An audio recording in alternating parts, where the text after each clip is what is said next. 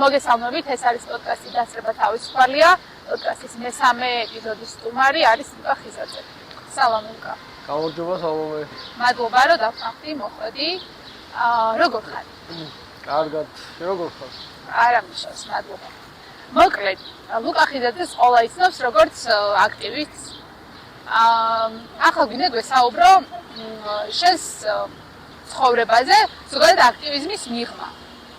როგორია შენი ცხოვრება, როგორია შენი ერთი დღე და აქტივიზმის აუცილებლად ვისაუბროთ შემდგომ.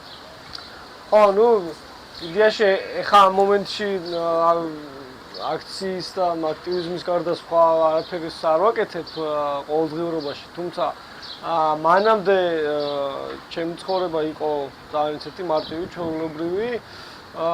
სკოლაში როცა ვიყავი, მაშინ რაღაცა ეს მქონდა წარმოდგენილი დაახლოებით, რომ მინდოდა მასწავლებლობა. ის სფერო იქიდან გამომდინარე, რომ ბავშვობიდან მაინტერესებდა ისტორიის სწავლა, შესწავლა და ამ შემდეგ ავირჩიე ისტორია. და მე უკვე გადავწყვიტე, რომ ისტორიაზე ჩამებარებინა, მე გავხდებოდი მასწავლებელი. და პლუს ამაში ვხედავდი იმასაც, რომ რაღაც სასკოლო განათლებაში არის მასწავლებლობის პრობლემა და მით უმეტეს ისტორიის საგანი ძალიან მნიშვნელოვანი მგონია და ალბათ ეგ იყო სანამ ეს რაღაცა ამ შეიცვლებოდა ყველაფერი, აქამდე იყო ძალიან ისეთი ჩვეულებრივი რაღაც მიზნები მქონდა, რის განხორციელებაც მინდოდა. ეხაც კვლავ მაქვს ეგ მიზნები, მაგრამ ცოტა ხნით გვერდზე გადავდე და როცა დრო მოვა, მაგას დაუბრუნდები აუცილებლად. აი ერთი წლის წინ ჩააბარე ივან ჯავახიშვილის სახელობის უნივერსიტეტში ესეში. ჩვენთან და აი რამ გადაგაწყვეტინა, რა იყო ის მთავარი ფაქტორი, რამაც ჩააბარეთ ესეში და აი რატო ერჩიეს ფაკულტეტი? თესეუ ალბათ თან გამომდინარე ავირჩიე, რომ რეალურად ხა აბიტურიენტებისას მაინც არ მქონია იმის შესაძლებლობა, რომ ესე რაღაცა ბევრ უნივერსიტეტს გავცნობოდი და მივსულიყავი და რაღაცა ესე შემესწავლა რომელი უნივერსიტეტში სწავლა როგორი იყო ლექტორები და ასე შემდეგ. ან ის გარემო უნივერსიტეტის კარგად რო შემესწავლა, მაგის საშუალება არ მქონია მთლად. და ისედაც მაგისთვის რაღაცა გაცნობითი ღია კარის დღეები, რომ მაგის გარდა არც არსებობს რამე ისეთი რაც უნივერსიტეტს უკეთესად გაგაცნობს და იდეაში მგონია, რომ ეგეც რაღაცნაირად არის გამოსასწორებელი ცოტა რა რაღაც უნივერსიტეტში სანამ ჩააბარებ, მანამდე რომ იცოდე, რომ რა უნივერსიტეტში მიდიხარ, რაღაცა ლექტორებთან გქონდეს შესაძლებლობა, რომ ისწავლო და ამ შემდეგ რაღაცნაირად მეტად უფრო უნდა შეგეძლოს უნივერსიტეტის გაცნობა და მე რადგან სად ერთ-ერთი უნივერსიტეტი ესე კარგად ვერ შევისწავლე, ერთი რომ თესეუზე, არის აზრი, რომ საუკეთესო უნივერსიტეტია და აქედან გამომდინარე და მეორე იყო ის, რომ ისტორია რადგან მინდოდა რომ ისტორიაზე მესწავლა, ისტორია ყველაზე კარგად ერთ-ერთი რაც გავიგე ისწავლება თესეუში. ას ჯერჯერობით არ ვიცი რამდენად სიმართლე არის. შენ ვერ დავადგინე ეგ. თუმცა ხო აქედან გამომდინარე ფაკულტეტს რაც შეეხება, ყოველთვის ბავშვობიდან ეს ჰუმანიტარული საგნები უფრო მაინტერესებდა და აი წეგან როგორც თქვი, უფრო საჭიროება დავინახე საკუთარი თავის, რომ აქეთ განმევითარებინა საკუთარი თავი, რომ მე რაღაცნაირად ეს სფერო, განათლების სფერო, აქ დავინახე ჩემი თავი მოკლედ, რომ რაღაცნაირად განათლების სფეროს გამოვადგებოდი და დავეხმარებოდი. და ვფიქრობ, რომ რომ მორჩება ეს ყველაფერი, მე მექნება მაგის საშუალება, რომ თუნდაც სკოლაში, თუნდაც უნივერსიტეტში, ავი სკოლის მოსწავლეებს და სტუდენტებს დავეხმარო და მინდა რომ პირველ რიგში სკოლაში მინდა რომ ვიყო, იმიტომ რომ ძალიან დამაკლდა სკოლაში კარგი, აი თანამედროვე მასწავლებელი, რომელიც ძალიან თავისუფლად, ძალიან განსხვავებულად, ცოტა სხვანაირად შეგახედებს რაღაცებს. ან მასწავლებლობა რეალურად საქართველოში ძალიან ისეთი არ არის დაფასებული პროფესია, პლუს არც მოითხოვს რამე ისეთ განსაკუთრებულს და აქედან გამომდინარე ძალიან მოსაწყენი არის ხოლმე გაკვეთილები რა და მინდოდა რომ ყოველთვის რომ მე გავამესწორებინა ეს ყველაფერი და მაგიტო ავირჩიე ეს ფაკულტეტიც უნივერსიტეტში. აი პირველი დღე რო გაიხსენო უნივერსიტეტში, როგორი იყო პირველი ლექცია? რა ემოციები ჰქონდა? პირველი დღე რეგისტრაციის დღე იყო. მაგამდე თესეუში ერთხელ ვიყავი ნამყოფი და თავიდანვე მომწონდა ის რაღაც გარემო, რაც თესეუში არის, რაღაც ისტორიული შენობა როა და რაღაც ესეთი დიდი და ძალიან დიდრული და ან ძალიან ესეთი განსაკუთრებული შენობა არის. თესაუს პირველ კორპუსზე ვიძახი. ანუ ეგ შთაბეჭდილება მქონდა ძირთად და პლუს იყო რაღაც ესეთი უცხო ახალი გარემო, სადაც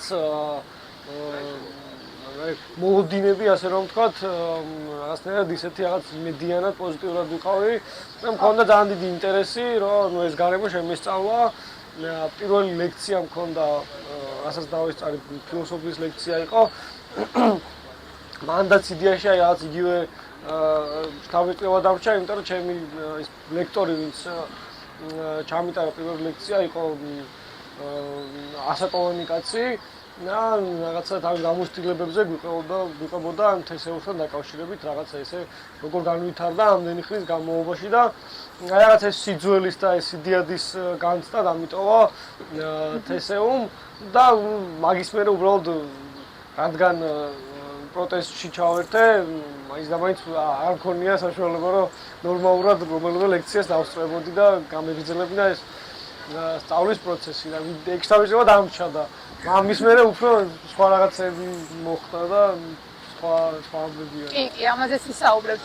აი, როგორი იყო ემოციურად სკოლიდან უცებ უნივერსიტეტში მოხვედ და როგორ უნდა იყვნენ მზად? ბავშვები, ვინც ახლა აბარებენ, აბიტურიენტები. აი, რას ურჩევდი მათ? როგორ მოემზადონ ამ ყველაფრის? ალბათ, ანუ აი პირველი თავიდანაც ვიძახდი მაგას, რომ მე როგორც ვიცი, ან არავინ არ დაგიშლით უნივერსიტეტში შესვლას, გინ სტუდენტი არ იყოთ, ნუ გააჩინე უნივერსიტეტში, მაგრამ ერთი ეგ იქნებოდა ძალიან მნიშვნელოვანი, რომ სანამ უნივერსიტეტში ჩააბარებ, რავი, იარო უნივერსიტეტებში, რომ გაეცნო იქაურობას, ერთი ეგ კარგი რამე არის, მე მგონი. ან თქვა შევა მეგობარი, ან რავის ნაცნობი ყავდეს, ვინც სტუდენტი არის და იმასთან ერთად იარო თქვა უნივერსიტეტში, იმიტომ რომ გაგეხმარება იმ რაღაც გარემოს შესწავლაში და პლუს მე გადაწყვეტილების მიღებაში გამოიყენებ, რა რომელი უნივერსიტეტი უფრო შენთვის საინტერესო არის. და ანუ და ეს თავარი პრობლემა იდეაში აი სკოლიდან უნივერსიტეტში გადმოსვლის არის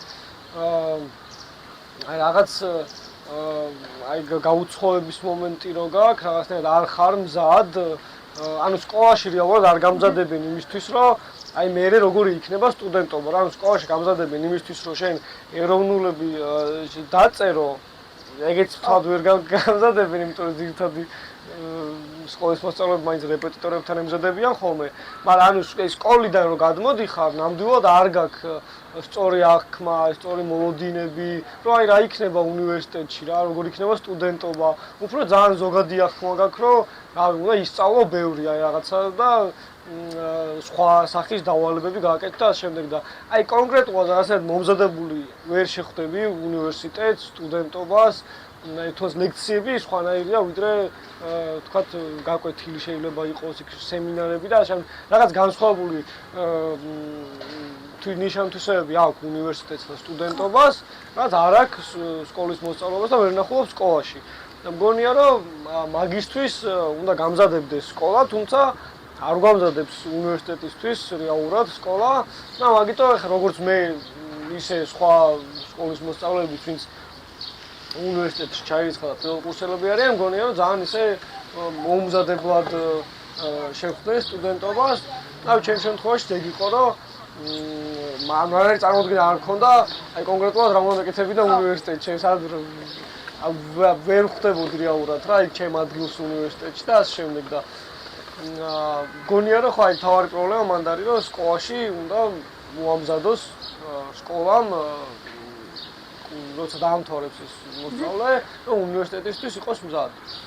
უფრო მეტი უნივერსიტეტში უფრო მეტი ღია კარის დღეები, თვითონ უნივერსიტეტის პროგრამები, რითაც არა მარტო აბიტურიენტს დაინტერესებენ, არამედ შემდგომ უკვე პირველ კურსელებს, რომლებიც ჩააბარებენ, შემდგომ ის ლექციები ან რაღაც ისეთი პროგრამა რო არსებობდეს, რომელიც ამათ ასწავლის როგორ აირჩიონ ელემენტარული საგანი, როგორ უნდა მოვიდნენ საერთოდ რეგისტრაციაზე, რა საბუთები და ამბები არის საჭირო, ყველაფერი, ანუ ძალიან ბევრი პროექტის განხორციელება არის შესაძლებელი, რითაც ხო, ვფიქრობ, რომ მოერგებიან, შემდეგ არ გაუჭირდებათ ეს ემოციური ფაქტორი, არ იქნება, მით უმეტეს იმ ბავშვებისთვის, რომლებიც რეგიონებიდანაც ჩამოდიან, ხო, ძალიან რთულია ესე უეცრად მოხდე ჯერ სხვა ქალაქში და შემდგომ საერთოდ უნივერსიტეტში, ხო? ახლა ძალიან რთულია. მოკლედ, შენ ეს პროცესი როგორ დაძლიე? აი, როგორი იყო? მიუხედავად იმისა, რომ ხო აღნიშნე წეღან რომ რაღაც რამოდენიმე დღე ვიყავდო, მაგრამ მე საერთოდ პროტესტში წავხვედი და ეგ უფრო რთული მისია გქონდა. ანუ იდეის ჩემს ახლა იმდენად რთული არ ყოფილა ესე პიროვნულად არ ვარ ისეთი რაღაც შეგვება გამიჭირდეს რაღაცასთან მაგრამ მაგის მიუხედავად ის რამდენიმე დღე სანამ პროტესტში ჩავერთებოდი და პროტესტის მერე სულ სხვანაირად უყურებ უნივერსიტეტს და საერთოდ არანაირი მორიდება აღარ მაქვს პირიქით რაღაც უფრო ის მიკუთვნებულობა გამიჩნდა უნივერსიტეტისადმი, იმიტომ რომ აი რეალურად შევხედა უნივერსიტეტი რას უნდა წარმოადგენდეს სტუდენტისთვის და თავიდან არ ვიცოდი ეს და არ ვიცი რაღაცნაირად სულ გაურკვევლობა არის, როცა ესე ვრავით უნივერსიტეტში შედიხარ და მართლა რეალურად იქ რაღაც შენ თავის პოვნა გიჭირს რა. ანუ არც უნივერსიტეტის როგორ თქვა რაღაც community თუ საზოგადოება არ არსებობს რა. გვაქვს რაღაც Facebook ჯგუფები უნივერსიტეტის, სადაც რეალურად მაგის მიზანია რომ ის რაღაც დაეხმაროს მაგრამ ყველაფერი ხდება დახმარების გარდა. ხო, მაგრამ ნუ არ არის მაინც ის ჯანსაღი გარემო რა.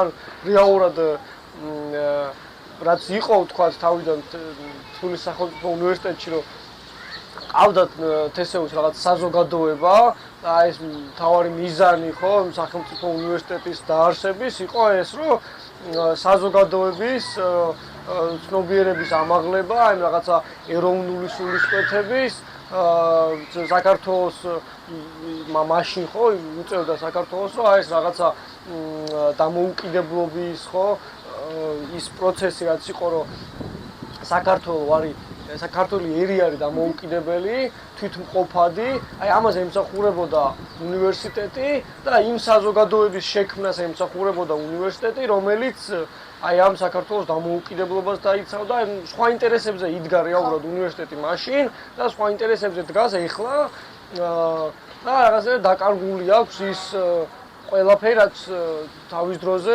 დაარსებისას ჰქონდა. და მათ შორის არის ეს საზოგადოების ნაწილი, რომ უნივერსიტეტს არ აქვს არანაირი საზოგადოება, თუნდაც არ ვიცი, ან მე ეგრე მგონია, რომ პირველ კურსელს ჭირდება გიდი რა, ანუ ტიპი, რომელიც რაღაც შეიძლება ეს ტიპი იყოს, შეიძლება რაღაცა აქტივობები იყოს, რაღაცა იყოს, რაც უნივერსიტეტს უკეთესად გააცნობს და ნუ აგზნობინებს თავს ამ უნივერსიტეტის ნაწილად. ნამდვილად. რაც გვაკლია ჯერ კიდევ მაღალ კურსელებსაც კი საკუთარი თავის პოვნა უნივერსიტეტში. აი რო გაიხსენო ის პირველი რამ რის გამოც ჩაერთე საერთოდ ამ პროტესტში, აი წინააღმდეგობის გრძნობა რამ გაგიჩინა. რა იყო ის პირველი? ანუ თავიდან ეს პროტესტი საქართველოში ცხოვრობ თუ რაღაც ისმერ პროტესტი არ ქონდეს, მეც ბავშვობიდან სკოლიდან მოყოლებული სულ მქონდა ეს პროტესტის განცდა. თუმცა აი კონკრეტული მომენტი როცა აი ეს წინააღმდეგობაში შევედი და არა მარტო ეს პროტესტის განცდა მქონდა და უკვე მოქმედება დავიწყე, იყო ამაში დიდი როლი ითამაშა იმან რომ სტუდენტად ვჯნობდი თავს რა. აი არჩევნების გაყალბების შემდეგ იყო აქციები, მე იყო ის მომენტი რომ თესეუში სპეცრაზმი შემოვიდა და ხელი ამბები და ჩემ უნივერსიტეტიდან დამარბიეს და მეწყინა, მინიმუმ მეწყინა. ანუ ეგ მომენტი როცა ხედავ რომ არ არსებობს სტუდენტისთვის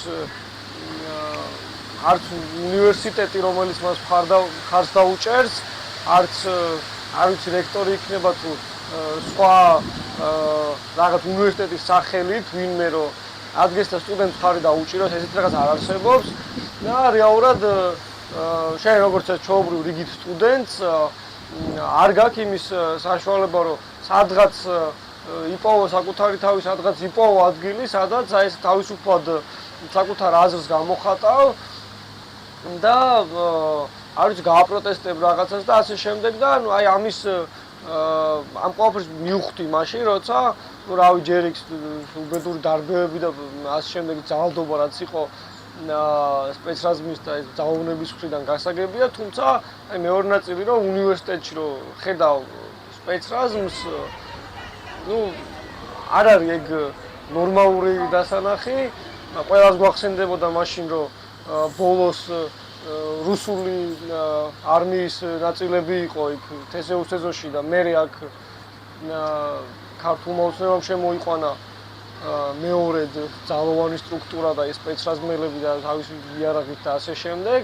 და ეგ განცდა გქონდა რომ უნივერსიტეტი არ არის სტუდენტებისთვის ამ ქვეყანაში ყველაფერი სამწუხაროდ არის რაღაცა ერთ ჰორიზონტზე და ყველაფერი ექვემდებარება ერთ რაღაც მაღალ წერტილს, რომელიც არის ავტორიტარი მმართველი და უნივერსიტეტს არ აქვს დამოუკიდებლობა და როცა სტუდენტი ხარ და იაზრებ იმას, რომ ეს გააქვს თქვათ უნივერსიტეტი, რომელიც უნდა დაიცვა, ის რაღაც ღირებულება, რასაც ხედა უნივერსიტეტში, ეს ღირებულება უნდა დაიცვა, აი ამ მომენტში ალბათ რატომაც ჩავერთე წინააღმდეგობაში და პროტესტში იყო აი ამ ყველაფრის გააზრება.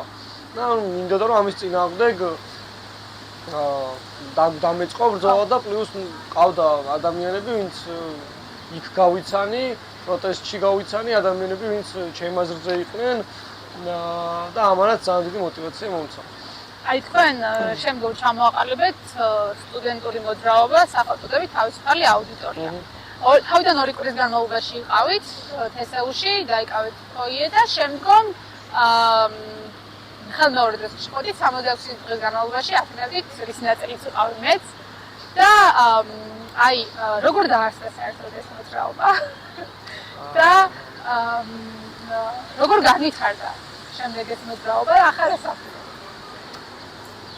ხო, ეგ ალბათ ყველასთვის ვინც ამ მოძრაობის წევრები ვართ, ვინც ამ მოძრაობის საქმიანობაში შეიტანა, ესეთი აი ბოლო პერიოდის, არა მარტო ბოლო პერიოდის, აი ცხოვრების მნიშვნელოვანი ნაწილის, ძალიან ესეთი მნიშვნელოვანი ეტაპი არის და მნიშვნელოვანი რაღაც არის ეს მოძრაობა, იმიტომ რომ ხანუ აი სპეცრაზმელების შემოსვლის შემდეგ უნივერსიტეტში სტუდენტებმა ვიპოვეთ ერთმანეთი, ვინც ამ პროტესტში ვიყავით ჩართულები. ვიყავით შემდეგ უკვე 2 კვირის განმავლობაში თესეუში, ერთ აუდიტორიაში ვიყავით, 23 აუდიტორიაში. იქიდან გამოვედით მერე იძულებით, იმიტომ რომ ერთ-ერთი სტუდენტი ზვიად ცეცხლაძე, რომელიც ეხლაც ატიმრობაში არის მათ შორის, დააკავეს მაშინ, როცა ვიყავით ჩვენ აუდიტორიებში. და ანუ აქედან გამომდინარე იყო ძალიან დიდი რაღაც ესეთი შიში, რომ შეიძლებოდა თქვა პოლიცია შემოსულიყო აუდიტორიაში და რა ვიცი დარბევების დროს რაღაც ნივთები რაც ქონდა შენახული, შეიძლება მარტო ამის გამო დავაეკავებიოთ, იმიტომ რომ რეალურად ეს რეალობა იდგა მაშინ და მართლა იყო ამის საშიშროება, მით უმეტეს არ იყო გასაკვირი არც ეს იყო გასაკვირი და არც ის რომ ძალოვანი სტრუქტურის წარმომადგენლები უნივერსიტეტის ტერიტორიაზე ძალიან მშობლად შემოვიდოდნენ.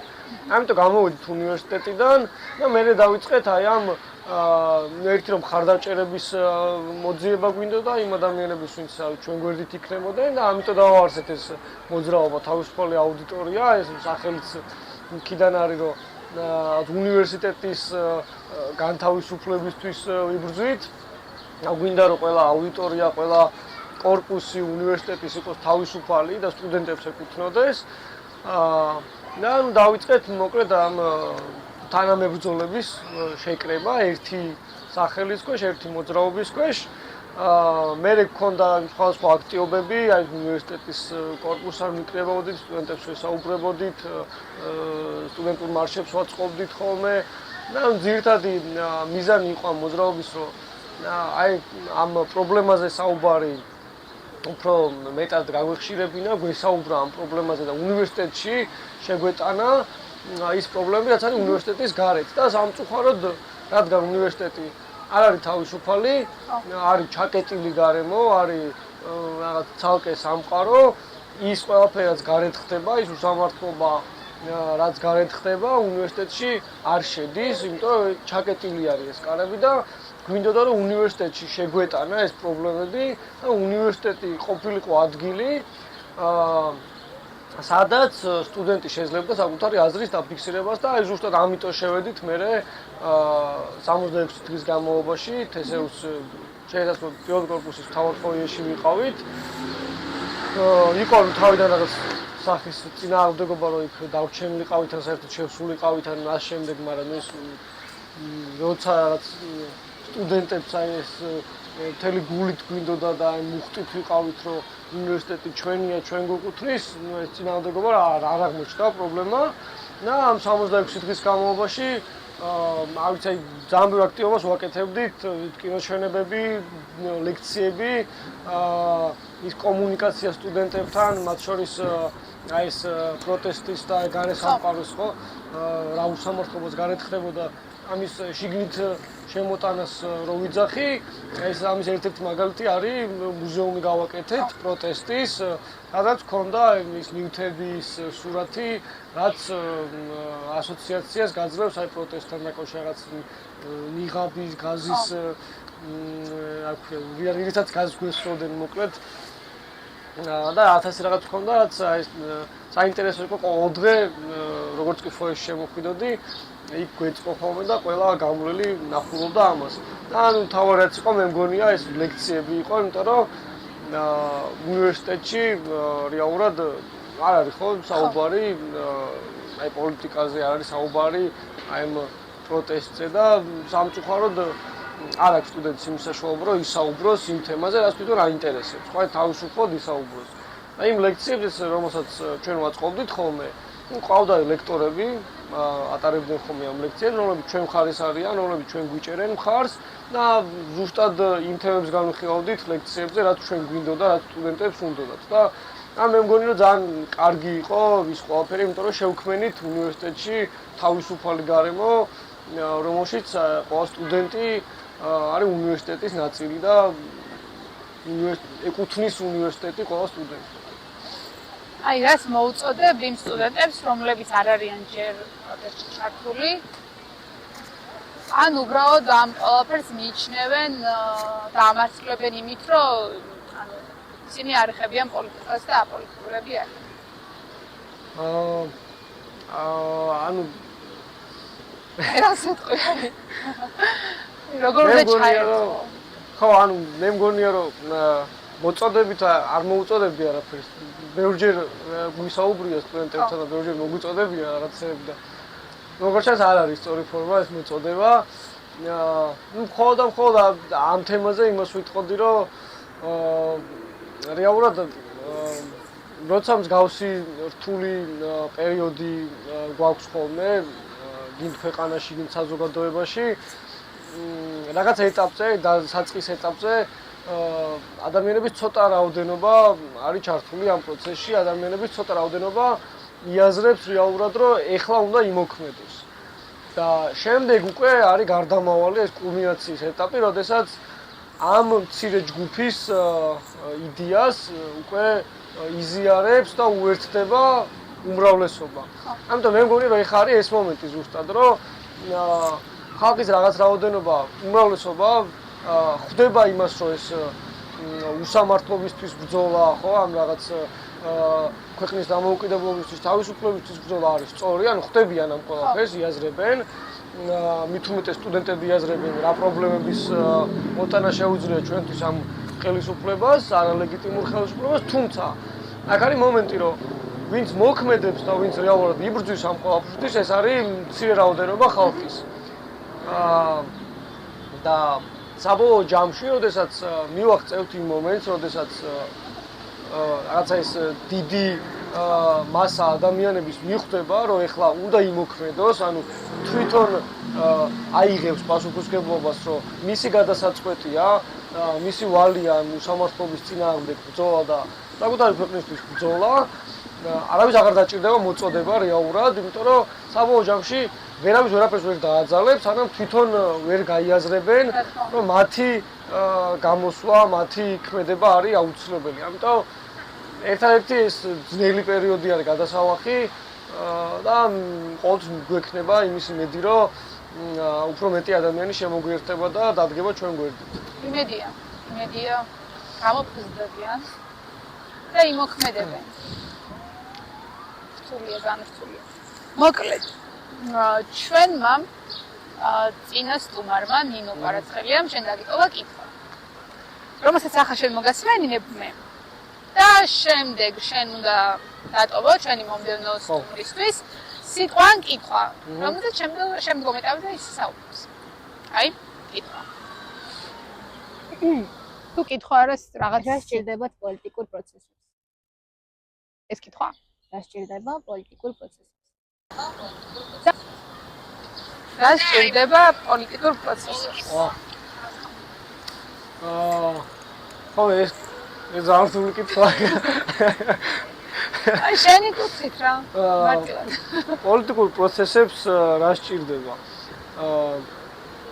ან ჩემს ვერ ვიტყვი ამ შემთხვევაში, ვიტყვი ალბათ რა გამოცდილებებიც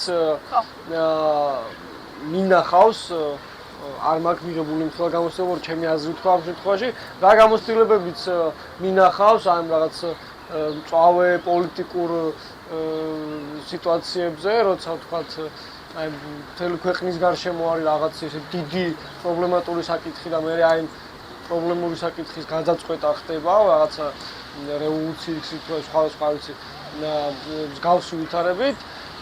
ამ შემთხვევაში ალბათ მთავარი არის ხოლმე ერთი რომ ჭირდებიან ადამიანები, რომლებიც ამ პროცესზე პასუხისმგებლობას აიღებენ, პოლიტიკურ პროცესზე პასუხისმგებლობას აიღებენ და პასუხისმგებლობის აღება ნიშნავს, რომ იქნებიან ბოლომდე და ბრძოლის ბოლო ეტაპამდე, სანამ არ მიაღწევთ რაღაც გამარჯვებას და მიიღებენ მონაწილეობას ამ საკითხების ორგანიზებაში, რაღაცების მოფიქრებაში და წინა ხაზზე იდგებიან, ხო?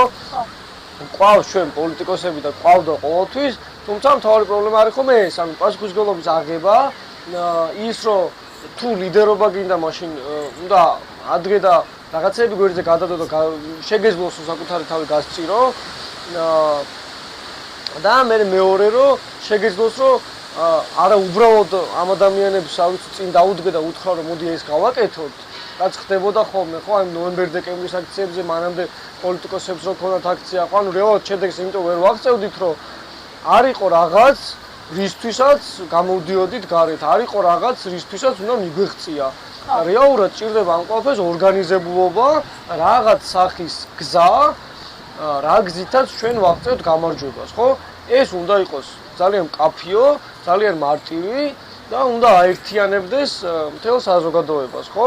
მაგალითად, უნდა ყავდეს გამოჩენილი, გამოკვეთილი ლიდერები, რომლებიც ვიცით, რომ აი ეს ადამიანები წავლენ და არ ვიცით თავს გაწირავენ ჩვენ გამო, უნდა გქონდეს ერთიანობა და უნდა გქონდეს განსაზღვრული მკაფიო მიზანი, მაგალითად, ეს შეიძლება იყოს და ჩემთვის ეს უნდა იყოს, რომ ის ავტორიტარული რეჟიმი, რაც გვაქვს ხა საქართველოში, უნდა დასრულდეს და მოხდეს ცვლილებები ქვეყანაში და ამას უნდა მივაღწიოთ წინააღმდეგობით, უნდა მივაღწიოთ იმ გზით, რა გზითაც თქვათ ეს მოხდა სომხეთში, სერბეთში, გვაქვს ამის მაგალითები. ამიტომ რომ მე მგონი ეს სამი რაღაცა რა, ანუ ლიდერები, ერთიანობა და ორგანიზებულობა.